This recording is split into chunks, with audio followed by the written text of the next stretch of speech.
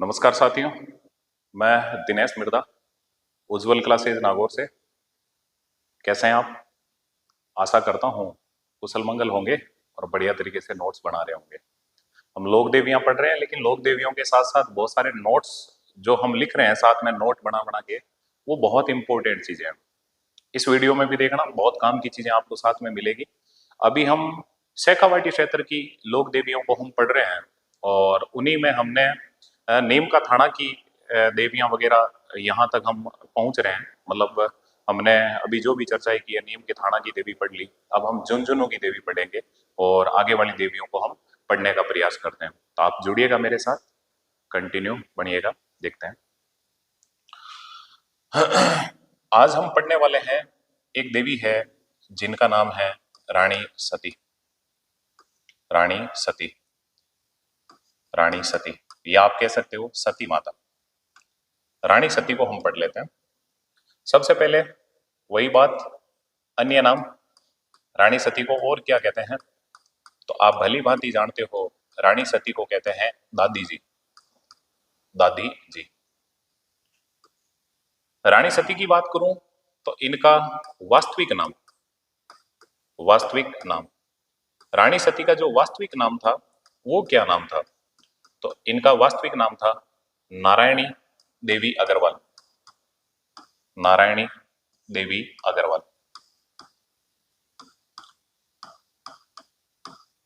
अग्रवाल।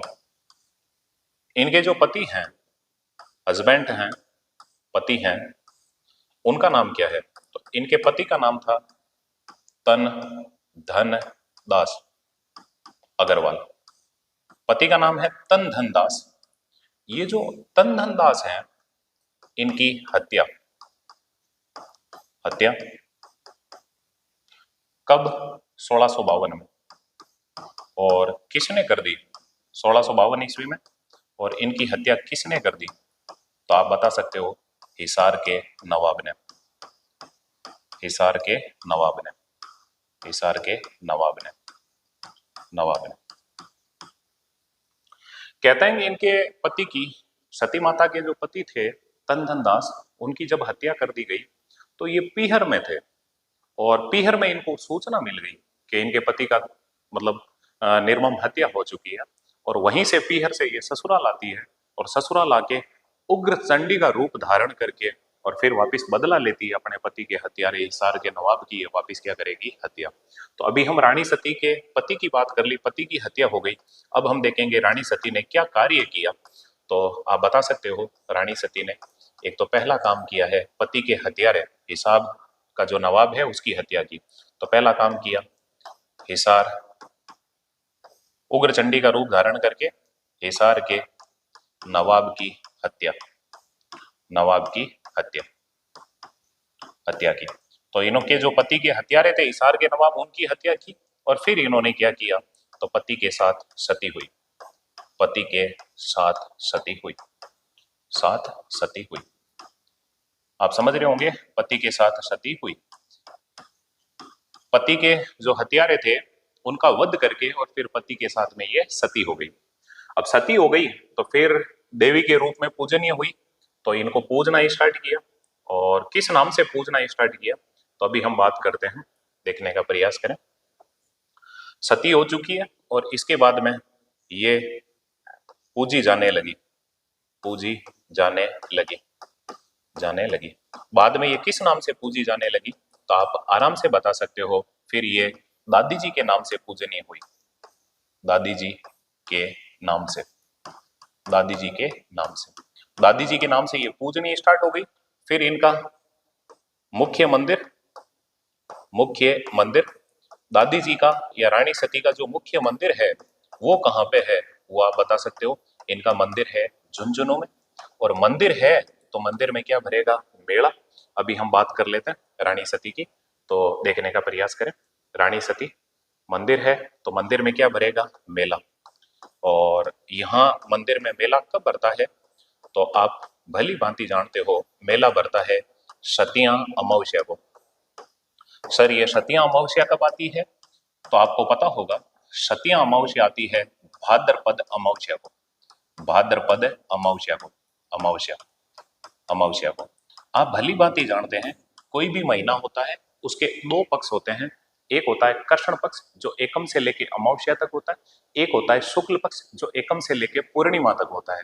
पूर्णिमा को महीना एंड हो जाता है, अमावस्या को महीना हाफ रहता है, आधा महीना हो जाता है। तो ये भाद्रपद अमावस्या को सतिया अमावस्या आती है और सतिया अमावस्या को ही रानी सती का मेला भरता है।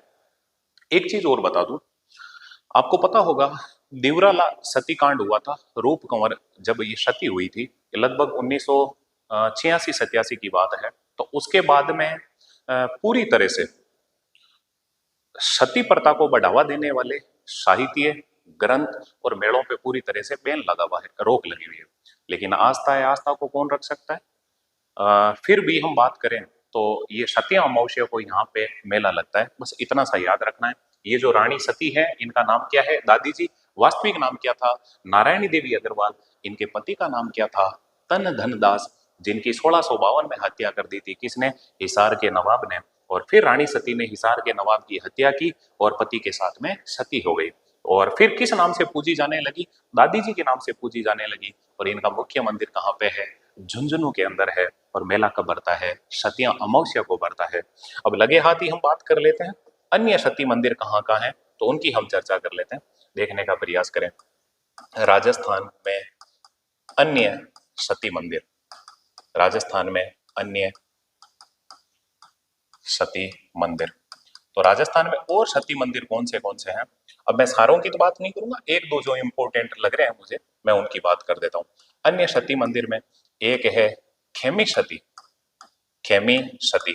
तो ये जो खेमी सती है इनका मंदिर कहाँ है, इनका मंदिर है झुंझुनू। झुंझुनू के अंदर बहुत सारी सतियां हुई है, तो दिमाग में रखना खेमी सती।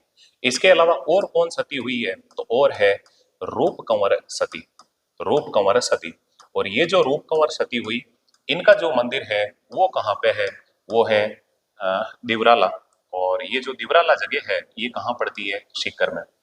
दिवराला, और ये दिवराला जगह कहाँ पड़ती है, ये जगह पड़ती है सीकर में। आपको आराम से याद रह जाएगा, दिवराला सीकर में। तो राजस्थान में अन्य सती मंदिरों की बात कर ली, लेकिन आप जानते हो ना सती प्रथा एक कुप्रथा है। और सती प्रथा पे पूरे भारत में सबसे पहले जो रोक लगी थी वो कब लगी थी, 1829 ईस्वी में। किसने लगाई थी, लॉर्ड विलियम बेंटिक ने। और किनके प्रयासों से, राजा राम मोहन राय के प्रयासों से। तो मैं लगे हाथ ही उनकी चर्चा कर लेता हूं। अपने को तो क्वेश्चन कैसे ही करके राइट करने हैं एग्जाम के अंदर, तो जुड़िएगा देखिएगा। बात करता हूं भारत में सती प्रथा पर रोक, भारत में सती प्रथा पर रोक, भारत में सती प्रथा पर रोक, सती प्रथा पर रोक। तो भारत में सर्वप्रथम जो सती प्रथा पे रोक लग रही है उसकी मैं बात करता हूं, भारत में सती प्रथा पर रोक। तो देखें भारत में सती प्रथा पर रोक कब लगी, तो आप भली भांति जानते हो 1829 ईस्वी में। भारत में सती प्रथा पर रोक किसने लगाई, लगाने वाला कौन था, तो आप जानते हो जब अंग्रेजों का हमारे यहाँ पे शासन था, जब ईस्ट इंडिया कंपनी का शासन था, तो हमारे यहाँ पूरे देश का शासन संभालने वाला जो प्रशासनिक अधिकारी कह सकते हो, या एक तरह से आज जो प्रधानमंत्री की पोस्ट होती है वैसे ही एक हमारे पोस्ट होती थी जिसको कहते थे भारत का गवर्नर जनरल। तो उस भारत के गवर्नर जनरल का नाम क्या था, Lord William Bentinck, Lord William Bentinck.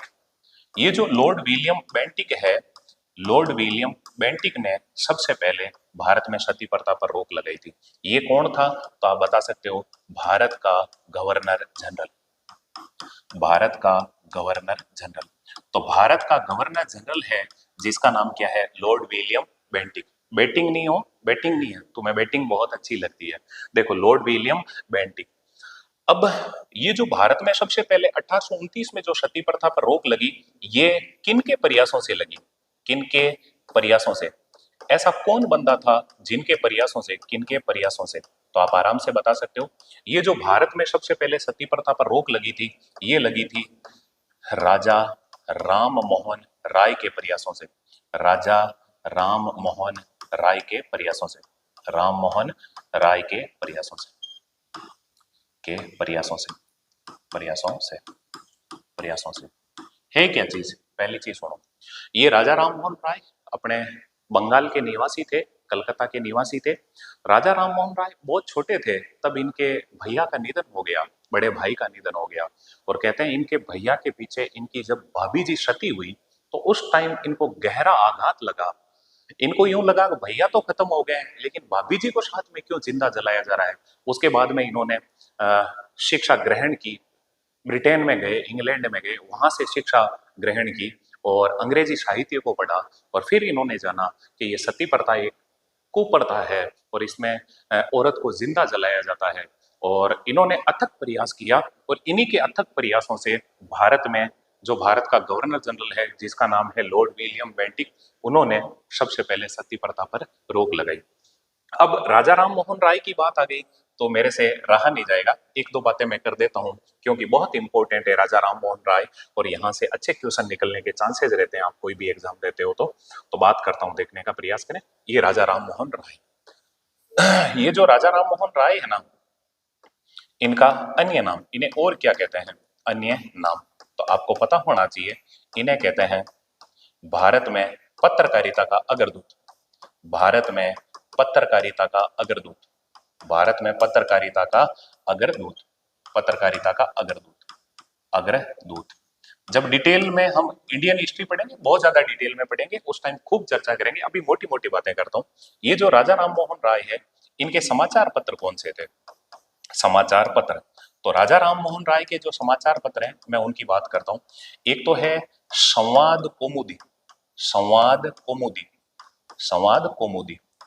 और कौन सा समाचार पत्र है, तो इनका एक समाचार पत्र है जिसका नाम है मेरा तुल अखबार, मेरा तुल अखबार, मेरा तुल अखबार। ये दो वेरी इंपॉर्टेंट इनके समाचार पत्र हैं। कभी आपसे पूछ ले तो संवाद कौमुदी, हम आपस में क्या कर रहे हैं, संवाद, आगे नाम देख लेना, कौमुदी, कौमुदी, कौमुदी।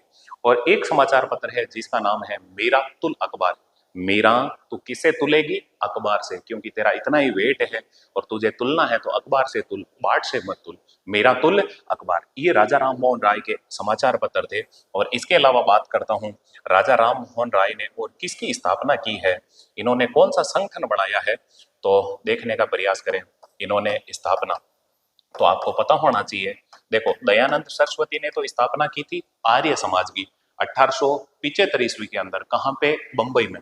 लेकिन राजा राम मोहन राय ने जो स्थापना की वो किसकी की, तो इन्होंने स्थापना की थी ब्रह्म समाज की, ब्रह्म समाज की, ब्रह्म समाज की स्थापना की थी राजा राम मोहन राय ने।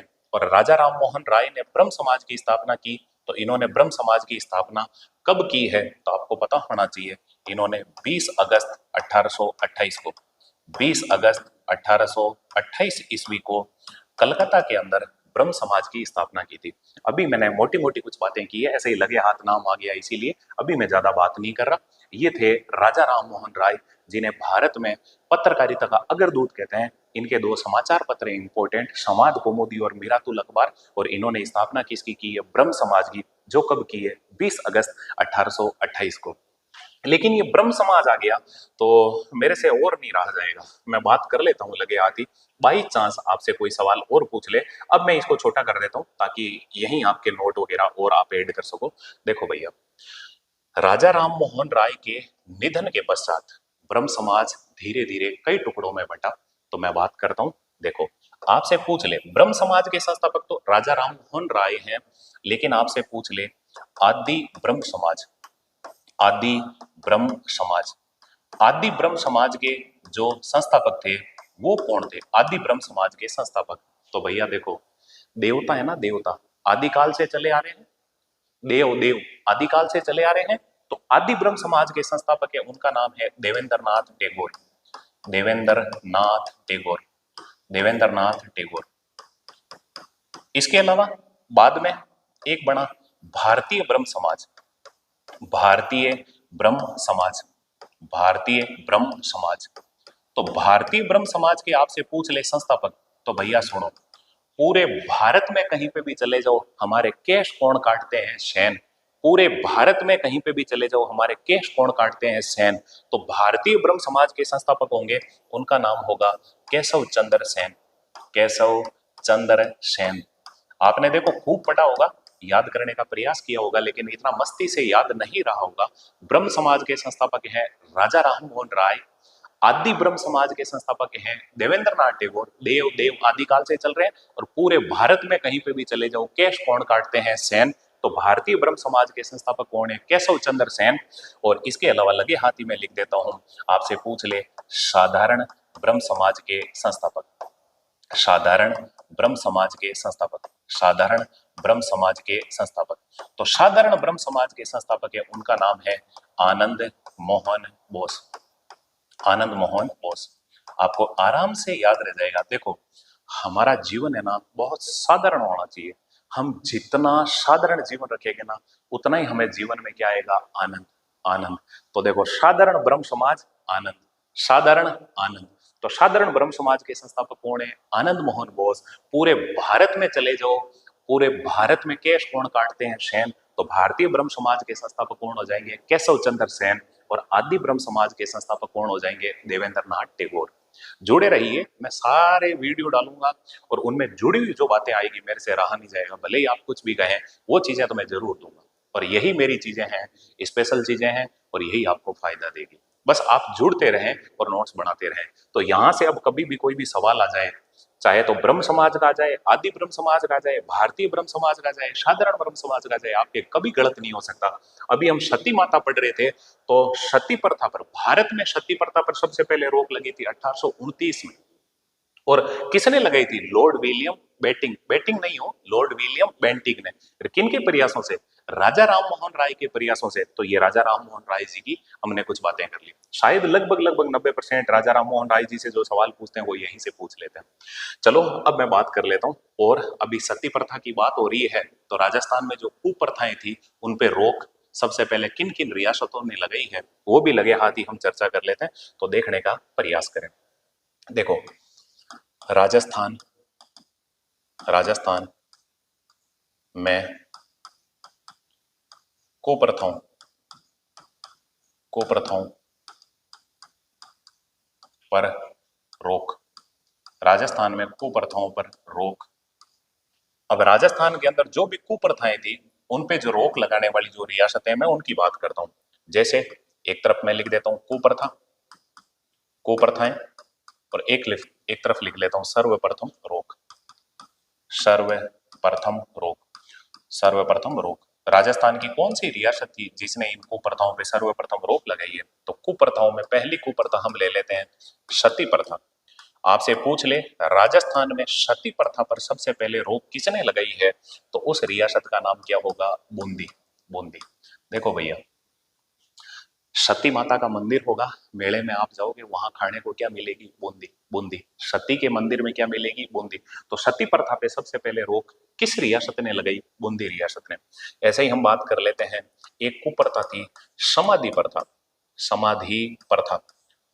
समाधि प्रथा। आपको लगता होगा सर, समाधि प्रथा कुप्रथा कैसे थी? तो सुनो, जब किसी इंसान को समाधि दी जाती है, तो आपको पता होगा गड्ढा खोद के उसको ढोल ढमकों से, गाजे बाजे से और शानदार तरीके से उसको, मतलब जिंदाबाद जिंदाबाद, जय हिंद, ऐसे नारे लगाते हुए ले जाते हैं। अब वो जोश जोश में बंदा चला तो जाता है, जाके गड्ढे में बैठ जाता है, और उस पर मिट्टी डालते रहते हैं, उनके जय जयकार होते रहते हैं, नारे लगते रहते हैं। और इसके अलावा गीत औरतें गाती रहती है, ऐसे मतलब गाजे बाजों के साथ में उसको समाधि दी जाती है। तो जब तक उसको गड्ढे में यहां तक बूर रहे हैं उसको, तब तक तो उसको सांस आ रही है, यहां तक बूरा तब तक उसको सांस आ रही है, नाक तक तो जब तक उसको पूरा गाड़ेंगे तब तक तो सांस आ रही है, उसको कोई दिक्कत नहीं है। वो मिट्टी में गाड़ते गए गाड़ते गए, फिर थोड़े से दो चार फावड़े डालते ही वो पूरा का पूरा अंदर दब गया। अब हिल तो सकता नहीं, हिलेगा नहीं तो अंदर दम घुट गया, मरेगा आदमी। तो इसको भी कुप्रथा माना गया है। और सबसे पहले इस समाधि प्रथा पर रोक लगाने वाली जो हमारे राजस्थान के अंदर राजपूताना में जो रियासत थी, उसका नाम क्या था? जयपुर रियासत। जयपुर रियासत। ऐसे ही और बात कर लेते हैं राजस्थान में कुप्रथाओं की। तो एक है डाकण प्रथा। और डाकण प्रथा पर सबसे पहले रोक लगाने वाली राजस्थान के अंदर जो रियासत है, उसका नाम है उदयपुर या मेवाड़। सर, डाकण प्रथा कुप्रथा कैसे थी? सुनो, मेवाड़ साइड में आपको पता होगा, भील समुदाय की महिलाएं थोड़ी सी रंग रूप से, मान लो सांवली या काली कह सकते हो आप, तो रंग देना तो ये परमात्मा का काम है। रंग रूप से कोई सुंदर थोड़ी होता है। लेकिन हमारे यहाँ ऐसा होता था मेवाड़ साइड में, जब भी कोई भील समुदाय की महिला या कोई कुरूप महिला किसी के घर जाती, पुराने टाइम में आपको पता होगा कटोरी कल्चर चलता था, एक दूसरे से कोई चीज मांगना करना और ये सिस्टम चलता था। मान लो छाछ के लिए भी कोई महिला गई और जिस घर से वो छाछ लेके आई उसी घर में पहले बीमारियां भी बहुत ज्यादा होती थी, उनके इलाज भी नहीं थे। तो मान लो किसी टाबर को बीमारी लग गई और एक दो दिनों में वो टाबर खत्म हो गया, तो धारणा ये बन जाती कि काल डाकण आई, बा डाकण मारे टाबर ने खाएगी। अरे यार कैसे खा गई, कहाँ बटका भरा उसने, तेरे टाबर के कहाँ घाव है। लेकिन पहले इतनी सोच समझ कम ही रखते थे और कहते हैं कि नहीं बा डाकण ही, अरे बा डाकण ही टाबर ने खाएगी, फिर डाकण ने गांव में बुलाओ और डाकण को नाम लेके और उस महिला को पीट पीट के और मृत्यु दंड दे देते थे, या फिर उस महिला को गांव से बाहर निष्कासित कर देते थे। तो ऐसे करके ये जो कुरूप नारियां होती थी इनको डाकण साबित कर देते थे। तो इसी वजह से मेवाड़ में सबसे पहले इस डाकण प्रथा पर रोक लगाई गई। याद रह जाएगा ना आपको, तो डाकण प्रथा पे सबसे पहले रोक किस रियासत ने लगाई? उदयपुर ने। और ऐसे ही बात कर लेता हूं, एक एक है कन्यावध। ये भी एक तरह की कुप्रथा थी, कन्यावध। और कन्यावध पर सबसे पहले रोक किसने लगाई है? कोटा ने। कोटा ने, याद रख लेना, कन्याओं को तो क्या मिला हुआ है? कोटा। पहले कन्या के जन्म को अभिशाप माना जाता था। जैसे ही किसी के घर में बच्ची जन्म गई, जन्म तो ये गला घोटते थे। जैसलमेर रियासत में तो लंबे टाइम तक कोई बारात भी नहीं पहुंची थी राजा के घर में। क्यों? कहते हैं कि जन्मते ही बच्चियों का गला घोट दिया जाता था। तो ये भी एक तरह की कुप्रथा ही तो थी। किसी के घर में बेटी जन्म रही है, ये तो सौभाग्य की बात है। लेकिन नहीं, इसको भी पहले मतलब किसी के घर में बेटी जन्म जाती, गला घोंट कर मार देते थे। तो ऐसे कन्यावध पे सबसे पहले रोक लगाने वाली जो रियासत थी वो कौन सी थी? कोटा। तो देखो अभी हमने रानी सती पढ़ ली, सती माता पढ़ ली, और उनसे जुड़ी हुई जो भी कुप्रथाएं थी उनकी भी हमने चर्चा कर ली। मेरे हिसाब से आपके दिमाग में रह जाएगा, बढ़िया तरीके से आपने देखा होगा। तो अभी हमने एक देवी पढ़ा है और उसका नाम क्या है? रानी सती। आप भली भांति जानते हो रानी सती को और क्या कहते हैं? दादी जी। वास्तविक नाम क्या था? नारायणी देवी अग्रवाल। उनके पति का नाम क्या था? तन धन दास। और 1952 में हिसार के नवाब ने तन धन दास की हत्या कर दी और फिर रानी सती ने उग्र चंडी का रूप धारण करके और फिर बदला किसका लिया? किसको मार के बदला लिया? तो हिसार के नवाब को मार के अपने पति की मृत्यु का बदला लिया और फिर पति के साथ में सती हो गई। दादी जी के नाम से पूजनीय हुई और झुंझुनू के अंदर इनका मंदिर बना हुआ है और सती अमावस्या को इनका मेला पड़ता है। ये हमने अभी जो पढ़ा है वो सती माता की चर्चा कर ली। अब हम बात करते हैं सती माता के बाद में। नेक्स्ट अगर बात करूं मैं, तो हम पढ़ने वाले हैं एक देवी है और उनका नाम है जीण माता। जीण माता। देखो नेम का थाना की देवी हम पढ़ ली, झुंझुनू की पढ़ ली, अब हम पढ़ रहे हैं सीकर की देवी, और वो जो देवी है उनका नाम क्या है? जीण माता। चर्चा करते हैं। देखो ये जो जीण माता है, इनके बचपन का नाम, बचपन का नाम, जीण माता के बचपन का नाम क्या था? तो इनके बचपन का नाम था जीवनी बाई। जीवनी बाई। जीवनी बाई। ये जो जीण माता है, लोक गीतों में नाम, इनको लोक गीतों में किस नाम से गाया जाता है, किस नाम से पुकारा जाता है? तो देखो लोक गीतों में नाम, तो जीण माता का जो लोक गीतों में नाम मिलता है वो नाम क्या मिलता है? तो इनका लोक गीतों में नाम मिलता है भूरा की रानी। भूरा की रानी।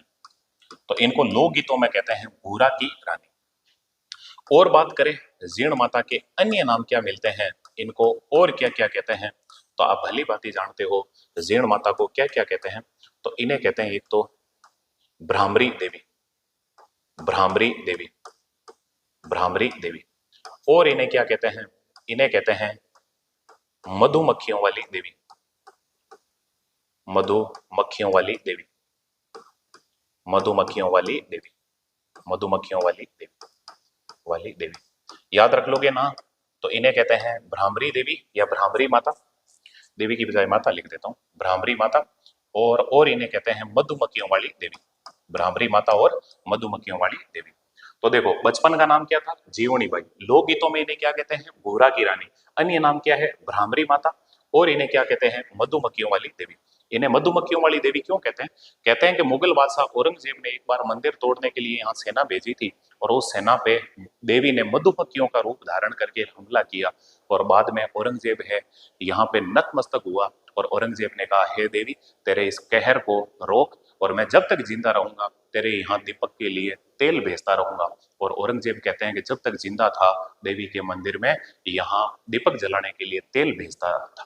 खैर जो भी हो, अभी हमने जीण माता की बातें की है और अब हम बात कर लेते हैं, जीण माता के अन्य नाम हो गए, अब मैं बात करता हूँ जीण माता का जन्म।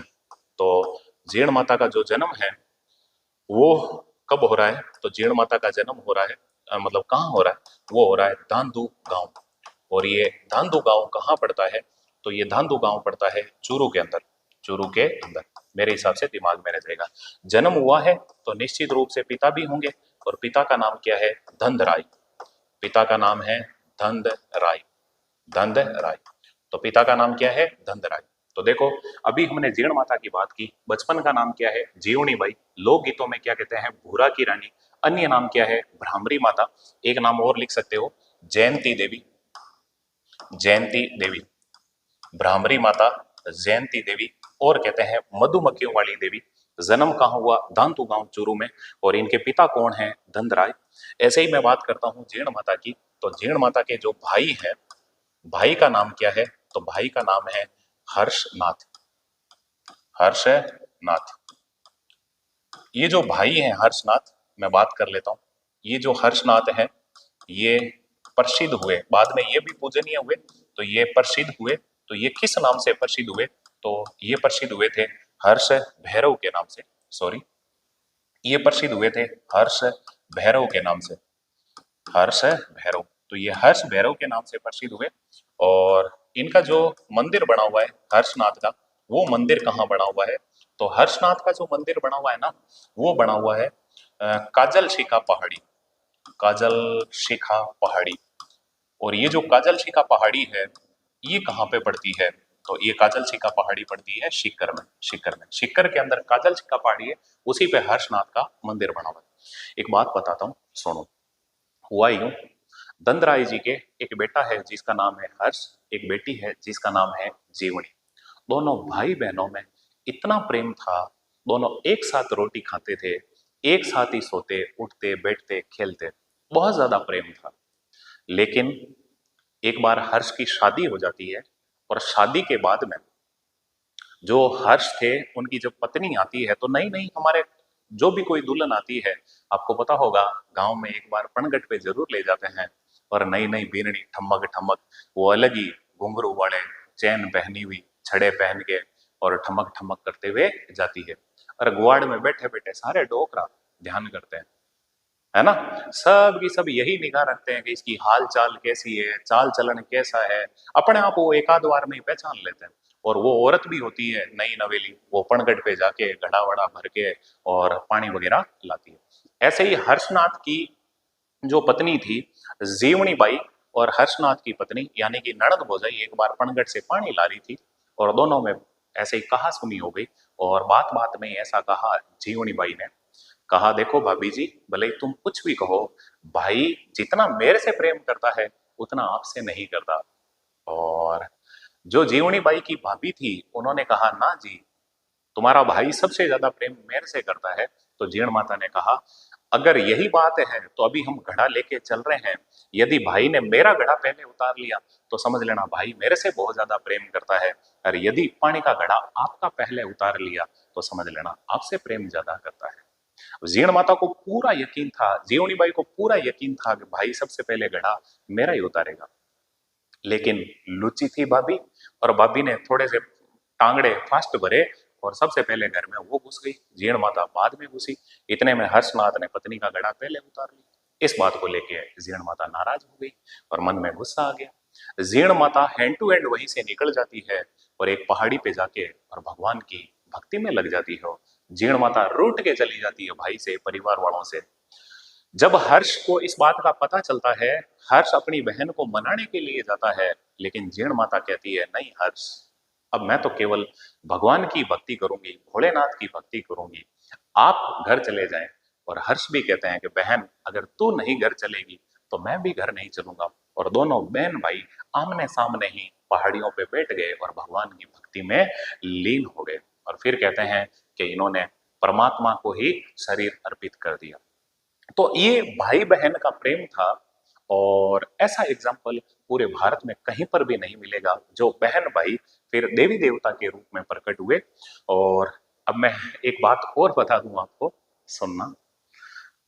पता नहीं ऐसा क्या होता है, एक ही माँ की कोख से जन्मे हुए भाई भाई जो साथ में खेलते हैं, बड़े होते हैं, लेकिन पता नहीं क्या होता है, जैसे ही ये काले कानों वाली देवियां घर में एंट्री करती है, एंट्री करते ही इन भाइयों भाइयों में खींचाता, और इतनी राड़ हो जाती है कि भाई भाई आपस में नहीं बोलते, छोटी छोटी चीजों को लेके राड़ करवा देती है। और ये कौन करती है? मैं कुछ नहीं कह रहा हूं, आप समझ सकते हो ये करवाने वाली कौन होती है? नारी। इसीलिए मैं कहता हूं, नारी नारंगी, नारी शतरंगी, ढके तो कुल को ढक दे, नहीं तो कर दे ढंगी। ऐसी कौन होती है? नारी। सब नहीं होती हो, लेकिन फिर भी एक एग्जाम्पल बताऊं आपको। मुझे बताओ कहीं पर भी पूरी दुनिया के अंदर कहीं पर भी ऐसा एग्जाम्पल बताओ मुझे कि भाई दो रांडे भाई थे और वो अलग रहते हो। तो रांडे भाई कभी अलग नहीं रहेंगे, साथ में ही रहेंगे वो, जब तक जिएंगे तब तक। तो इसका मतलब ऐसा क्या होता है कि श्रीमती के आते ही, घर में पांव धरते ही न्यारा न्यारा अलग अलग मतलब रहने के बारे में सोचना ही स्टार्ट कर देते हैं। उस नारी को कोई समझाए, अरे न्यारा होके क्या मिलेगा? जितना जॉइंट फैमिली में जो आनंद है, वो एकल परिवार में आनंद नहीं है। खैर जो भी हो, तुम्हारी इच्छा, साथ में रहो या अलग रहो, लेकिन मैंने एक हल्की सी बात बताई, और इसी वजह से हर्षनाथ और जीर्ण माता हैं, दोनों बहन भाई तपस्या के अंदर लीन हो गए और देवी देवता के रूप में पूजनीय हुए। खैर अब जुड़े, तो भाई की बात हो गई, अब हम बात कर रहे हैं जीर्ण माता की। तो जीर्ण माता का मंदिर, जीर्ण माता का मंदिर, तो जीर्ण माता के मंदिर की बात कर लेते हैं। तो देखिएगा, ये जो जीर्ण माता का मंदिर है, ये कौन से स्थान पर है? तो आप आराम से बता सकते हो। जीर्ण माता का मंदिर है, ये है रेवासा गांव। और ये रेवासा गांव कहाँ पड़ता है? ये रेवासा गांव पड़ता है सीकर में। सीकर जिले के अंदर गांव पड़ता है रेवासा गांव। और ये जो मंदिर है, ये किस पर्वत पर है? तो आप बताओगे हर्षनाथ पहाड़ी पर। हर्षनाथ पहाड़ी, तो वो कौन सा पर्वत है? हर्ष पर्वत कह दो, इसको शॉर्ट में कहें तो ऐसे भी कह सकते हैं, हर्ष पर्वत। तो हर्ष पर्वत, ये हर्ष पर्वत है, ये खंडेला की पहाड़ियों का ही हिस्सा है। और ये जो मंदिर है, ये मंदिर किसके शासन काल में बना? शासन काल में, शासन काल में किस राजा के शासन काल में बना? तो यहाँ पे एक राजा था जिसका नाम था पृथ्वीराज चौहान फर्स्ट। तो ये सीकर पहले किसके अधीन आता था? चौहानों के अधीन आता था। तो पृथ्वीराज चौहान फर्स्ट, तो पृथ्वीराज चौहान फर्स्ट के शासनकाल में बना। लेकिन निर्माता कौन है जीर्ण माता के मंदिर का? निर्माता, तो वो जो निर्माता है उसका नाम है राजा हट्टड़। राजा हट्टड़, तो राजा हट्टड़ ने ये मंदिर बनाया है। तो आपको पता होना चाहिए। देखो, जीर्ण माता का जो मंदिर है वो रेवासा गांव सीकर में है। वैसे इसको आप भली भांति जानते हो, रेवासा गांव सीकर के अंदर ही रसिक संप्रदाय की प्रमुख पीठ है। हम आगे संत संप्रदाय में पढ़ेंगे। राजस्थान में रसिक संप्रदाय की जो प्रमुख पीठ है वो कहाँ है? रेवासा गांव सीकर। और वैसे आपने पढ़ा है मंदिरों में, सप्त गो माता मंदिर है, वो कहाँ है? रेवासा गांव सीकर। आप भली भांति जानते हैं। तो मंदिर हो गया, तो मंदिर के अंदर ही हम बात कर लेते हैं। मंदिर के अंदर क्या होगी? मूर्ति। तो अभी हम बात कर लेते हैं मूर्ति। तो आपको पता होना चाहिए, यहाँ पे जो देवी की मूर्ति है वो कैसी है? तो देखो, 8 भुजाओं वाली, 8 भुजाओं वाली, 8 भुजाओं वाली आदमकद, आदमकद पाषाण मूर्ति, आदमकद पाषाण मूर्ति, पाषाण मूर्ति। तो देवी की जो मूर्ति है वो 8 भुजाओं वाली है। और आदमकद मतलब आदमी का जितना कद होता है उतनी ऊंची मूर्ति है, और 8 भुजाएं हैं। और पाषाण मतलब पत्थर की मूर्ति है। तो मंदिर है तो मंदिर में मूर्ति तो होगी। अब बात कर लेते हैं, मूर्ति है तो यहाँ पे किस चीज का चढ़ावा होता है, किस चीज की बलि होती है? तो देख लेते हैं चढ़ावा। तो जीर्ण माता के मंदिर में जो चढ़ावा होता है वो किस चीज का होता है? तो यहाँ पे होता है चढ़ावा शराब का, शराब का। लोकण पीती तुबगा तुबगार, मैं तो पीती बाटे नाल। तो यहाँ पे भैया शराब का चढ़ावा होता है। लेकिन यही लगे हाथ में नोट में लिख देता हूं, आपसे पूछ ले 2.5 प्याला शराब का चढ़ावा, 2.5 प्याला शराब का चढ़ावा। तो 2.5 प्याला शराब का जो चढ़ावा होता है वो कहाँ पे होता है? तो आपको पता होगा, वो देवी है, उनका नाम है भंवाड़ माता। और ये जो भंवाड़ माता है, भंवाड़ माता का जो मंदिर है, ये मंदिर कहाँ पड़ता है? मेड़ता में। और मेड़ता आप जानते हो कहाँ पड़ता है? नागौर में। एन लिख दूं मैं? तो भंवाड़ माता का मंदिर है, यहाँ देवी के मंदिर में 2.5 प्याला शराब का चढ़ता है।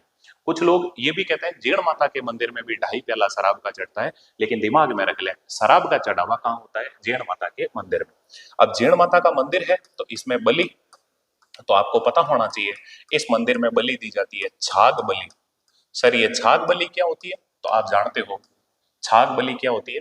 तो बकरे के कान की बलि, बकरे के कान की बलि, बकरे के कान की बलि। तो यहाँ बकरे के कान की बलि दी जाती है। तो बलि आप समझ गए होंगे। तो यहाँ पे जो बलि दी जाती है वो किसकी बलि दी जाती है? तो बकरे के कान की बलि। आराम से याद रह जाएगा। तो देखो, देवी का मंदिर है तो मंदिर में चढ़ावा हो गया और बलि भी हो गई। अब बात कर लेते हैं देवी के यहाँ जो आरती होती है, आरती, आरती तो आपको पता होना चाहिए, आरती वो क्या कहलाएगी? चिरजा। वैसे आपको पता होगा देवियों की जो आरती होती है वो क्या कहलाती है? चिरजा। और अब बात कर लेते हैं इस देवी का गीत। गीत, जो आरती कह दो गीत कह दो एक ही बात है। तो जो देवी का गीत है उसी की बात कर लेता हूं। तो देवी का गीत है, ये किसके द्वारा गाया जाता है? हर कोई नहीं गाता देवी का गीत, किसके द्वारा गाया जाता है? तो आपको पता होना चाहिए, जीण माता का गीत है वो कौन गाते हैं? वो गाते हैं कनफटे जोगी। कनफटे जोगी। सर ये क्या होते हैं? तो आपने अगर मंदिर पढ़े होंगे तो हमने पढ़ा था, कनफटे जोगियों का कुंभ कहलाता है राजा भरतरी का मेला। और राजा भरतरी का मंदिर कहाँ है? सरिस्का अलवर। सरिस्का अभ्यारण्य है अलवर के अंदर, वहां पे कनफटे जोगी होते हैं जिन्होंने कान को छिद्रित करवा रखा हो, बड़े बड़े कुंडल पहन रखे हो, वो कहलाते हैं कनफटे जोगी। तो कनफटे जोगियों द्वारा जीण माता के गीत गाए जाते हैं। और आपको पता होना चाहिए, गीत में कहते हैं, कहते हैं या गीतों में जीण माता को क्या कहते हैं? तो आपको पता होना चाहिए, गीतों में कहते हैं भूरा की रानी। ये भली भांति आपने पहले भी लिखा है, भूरा की रानी। और मैं बात कर लेता हूं इस गीत की विशेष कुछ बात है क्या? विशेष तो आपको पता होना चाहिए, सभी देवी देवताओं में सबसे लंबा लोकगीत जीण माता का है। तो देखो, देवी देवताओं में, देवी देवताओं में, देवी देवताओं में सबसे लंबा लोकगीत, सबसे लंबा लोकगीत, सबसे लंबा लोकगीत, सबसे लंबा लोकगीत जीण माता का है।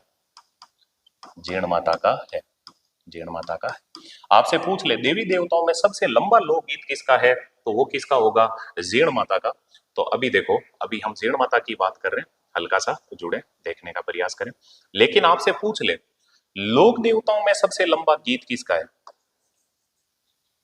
लोक देवताओं में सबसे लंबा गीत, लोक देवताओं में सबसे लंबा गीत, लोक देवताओं में सबसे लंबा गीत, सबसे लंबा गीत, लोक देवताओं में सबसे लंबा गीत या आरती पूछ ले तो वो किसकी है?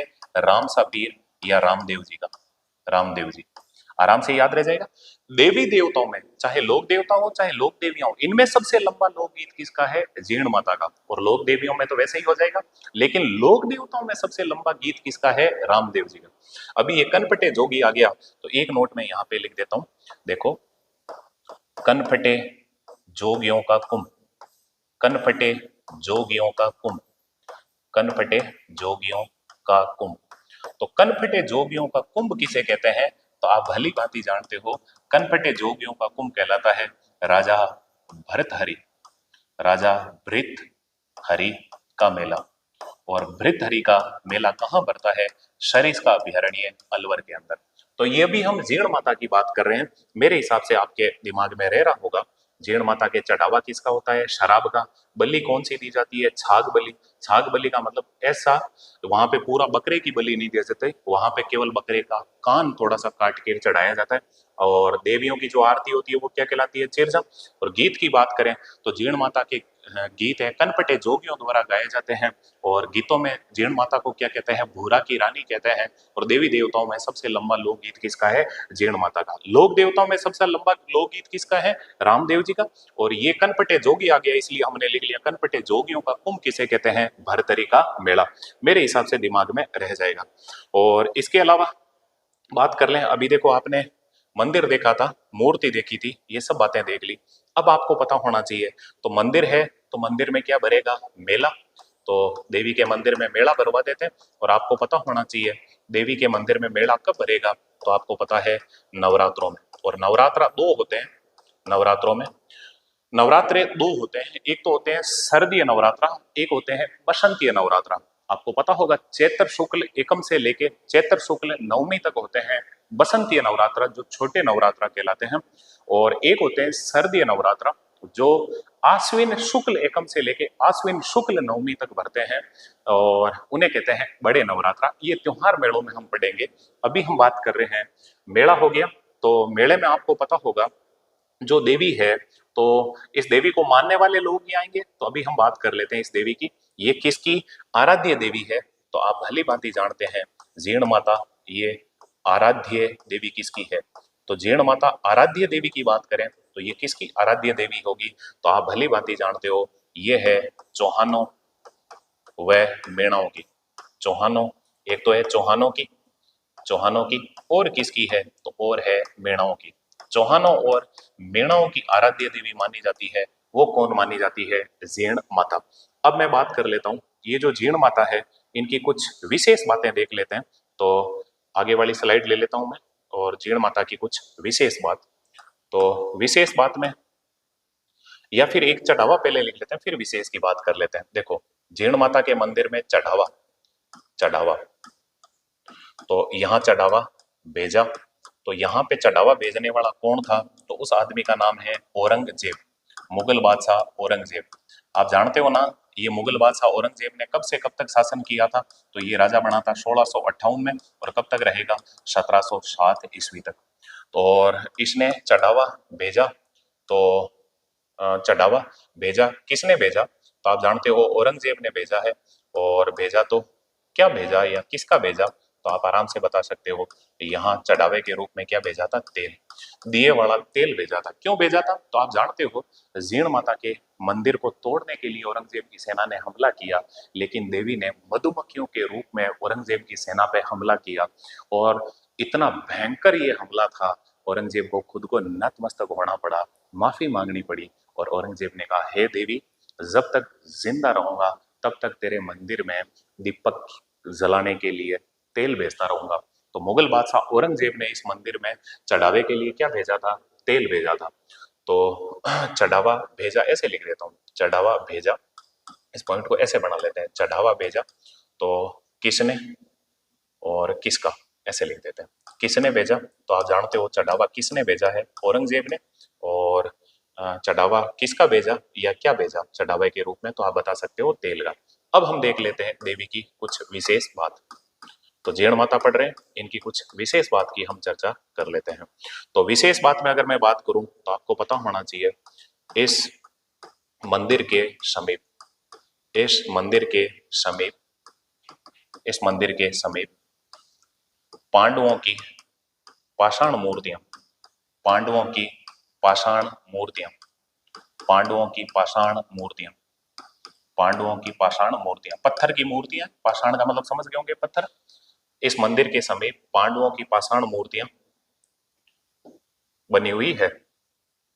पाषाण मूर्तियां, चलो इधर ही लिख देता हूं, पाषाण मूर्तियां बनी हुई है, बनी हुई है। तो आपसे पूछ ले पांचों पांडु हैं, तो उनकी जो पांच पाषाण मूर्तियां हैं वो किस मंदिर के समीप बनी हुई है? तो आप भली भांति जानते हो जीण माता का जो मंदिर है उसी मंदिर परिसर के समीप पांच पांडवों की पाषाण मूर्तियां बनी हुई है।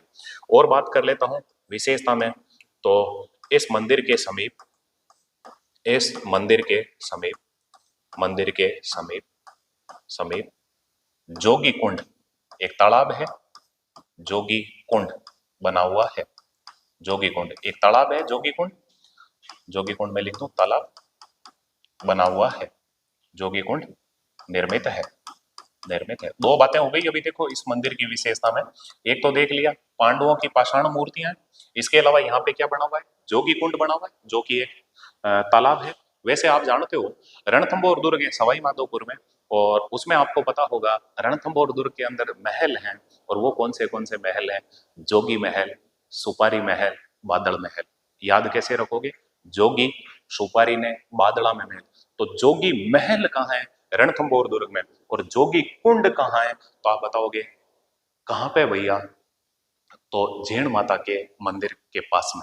याद रख लोगे ना, तो मैं यहाँ पे आप कहो तो मैं नोट लिख दूं एक, देखो जोगी महल, जोगी महल, ये जोगी कुंड आ गया इसलिए मैं लिख रहा हूं जोगी महल। आप आराम से बता सकते हो जोगी महल कहाँ है, वो है रणथंभौर दुर्ग। और रणथंभौर दुर्ग तो आप जानते हो, भली भांति जानते हो, रणथंभौर दुर्ग कहाँ पड़ता है, सवाई माधोपुर में। और ये रणथंभौर दुर्ग है, ये किसकी आन बान शान का प्रतीक माना जाता है, तो ये हमीरदेव चौहान की आन बान शान का प्रतीक माना जाता है, जिसके बारे में एक कहावत भी प्रचलित है, तेरिया तेल हमीर हट चढ़ने दूजी बात। आपको लगेगा सर को पूरी नहीं आ रही हुई, चलो बोल देता हूँ। सिंह गमन सतपुरुष वचन, कदली फले एक बार, तिरिया तेल हमीर हट चढ़े ने दूजी बार। खैर जो भी हो, तो दिमाग में रखना रणथंभौर दुर्ग है, और रणथंभौर दुर्ग की चाबी किसे कहते हैं, झाइन दुर्ग को, झाइन दुर्ग को। ये कभी आगे हम चर्चा कर लेंगे। नाम आ गया जोगी कुंड तो जोगी महल लिख लिया। अभी यही हम बात कर लेते हैं जीर्ण माता की तीसरी विशेषता की। तो आपको पता होना चाहिए इस मंदिर के समीप, इस मंदिर के समीप, मंदिर के समीप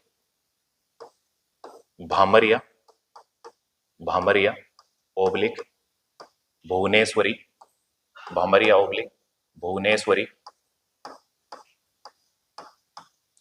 भुवनेश्वरी ओब्लिक भंवराला माता, भंवराला, भंवराला माता।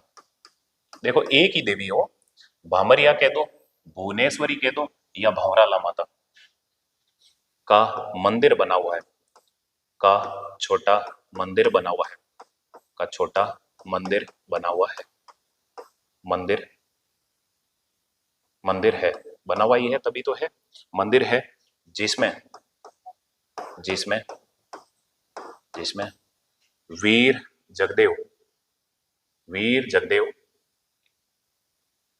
का पीतल का सिर रखा हुआ है, जिसमें वीर जगदेव पंवार, वीर जगदेव पंवार, जगदेव पंवार, वीर जगदेव पंवार का पीतल का, वीर जगदेव पंवार का पीतल का सिर रखा हुआ है, जगदेव पंवार का पीतल का सिर रखा हुआ है, पीतल का सिर रखा हुआ है, रखा हुआ है।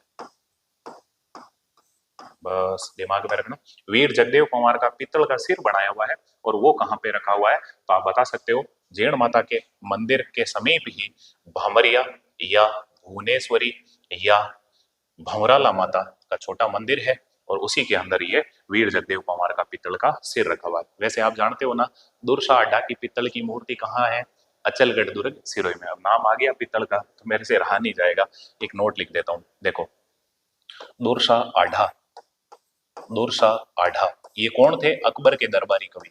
ये वही दुर्सा आढ़ा है जिन्होंने पृथ्वीराज राठौड़ द्वारा लिखित किताब वेली किशन रुक्मणी को 5वां वेद 19वां पुराण बताया था। वही पृथ्वीराज राठौड़ जिन्हें एलपी टेसीटोरी ने डिंगल भाषा का हेरोस कहा था।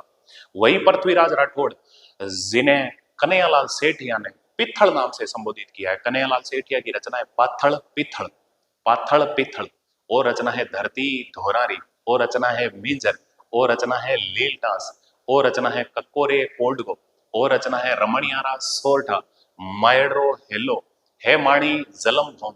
ऐसे मिंजर बहुत सारी रचनाएं कन्हैयालाल सेठिया की, शायद हमने पिछले वीडियो में भी देखा है, आज मैं इसलिए बोल रहा हूं तुम्हें कुछ याद हो जाए वापिस। तो देखो दुर्सा अड्डा की पीतल की मूर्ति, पीतल की मूर्ति, तो आप भली भांति बता सकते हो दुर्सा अड्डा की जो पीतल की मूर्ति है वो कहाँ है, वो है अचलगढ़ दुर्ग, अचलगढ़ दुर्ग। और आप जानते हो ना अचलगढ़ दुर्ग कहाँ है? ये है शिरोई में, शिरोई में। अब अचलगढ़ दुर्ग आ गया, मेरे से रहा नहीं जाएगा, दो चार बातें मैं जरूर करता हूँ, देखो सुनो। और दुर्सा अड्डा की भी बात कर लेता हूँ।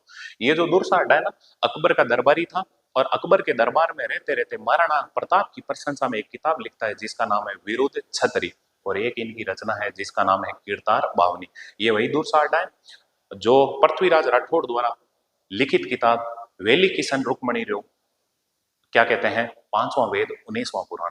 और अब मैं बात कर लेता हूँ, ये अचलगढ़ दुर्ग आ गया तो आपको पता होगा अचलगढ़ दुर्ग में ही श्रावण भादो मूर्तियां हैं। श्रावण किसकी? कुंभा की। भादो किसकी? कुंभा के बेटे उदा की। वही उदा जिसने महाराणा कुंभा की कुंभलगढ़ दुर्ग के अंदर ही क्या कर दी थी? हत्या। कुंभलगढ़ दुर्ग आ गया कहाँ पे? राजसमंद में। कुंभलगढ़ दुर्ग के अंदर ही एक लघु दुर्ग है जिसका नाम क्या है? कटारगढ़। और कटारगढ़ को क्या कहा जाता है? मेवाड़ की आंख। वही कुंभलगढ़ दुर्ग जिसमें महाराणा प्रताप का जन्म हुआ, उदय सिंह का राज्याभिषेक हुआ और कुंभा की हत्या हुई, और पृथ्वीराज सिसोदिया जिन्हें उड़ना राजकुमार कहते हैं, उनकी क्या बनी हुई है? 12 खंभों की छतरी। बस इतना ही याद रखना है। कुंभलगढ़ दुर्ग, जन्म महाराणा प्रताप, राज्याभिषेक उदय सिंह का, हत्या कुंभा की, किसने की? उनके बेटे उदा ने। और इसके अंदर छतरी किसकी बनी हुई है? पृथ्वीराज सिसोदिया जिन्हें उड़ना राजकुमार कहते हैं, उनके 12 खंभों की। ये बार बार मैं बोलता जा रहा हूँ हर वीडियो में ताकि ये चीजें आपको एकदम क्लियर याद हो जाए। तो अभी हमने जीर्ण माता की बात की और जीर्ण माता से जुड़ी हुई ये बात निकली, तो ये अचलगढ़ दुर्ग आ गया। और अचलगढ़ दुर्ग में आपको पता है दुर्साडा की पीतल की मूर्ति है। अचलगढ़ दुर्ग के अंदर ही श्रावण भादो मूर्तियां। तो आपको पता होना चाहिए श्रावण भादो कड़ैया कहाँ है? करणी माता के मंदिर में, देशनोक बीकानेर में। सावन भादो महल कहाँ है? डीग में। वही डीग जिसे जल महलों की नगरी, फवारों की नगरी कहते हैं। ऐसे ही आपसे पूछ ले श्रावण भादो मंदिर कहाँ है? जयपुर में। श्रावण भादो झील या झरना कहाँ है? माउंट आबू सिरोही में। और श्रावण भादो मूर्तियां कहाँ है? अचलगढ़ दुर्ग सिरोही में। याद रख लोगे ना? और सिरोही के अंदर महाराणा कुंभा ने 3 दुर्ग बनाए थे, अचलगढ़, बसंतगढ़ और मचान दुर्ग। अचलगढ़, बसंतगढ़ और मचान दुर्ग।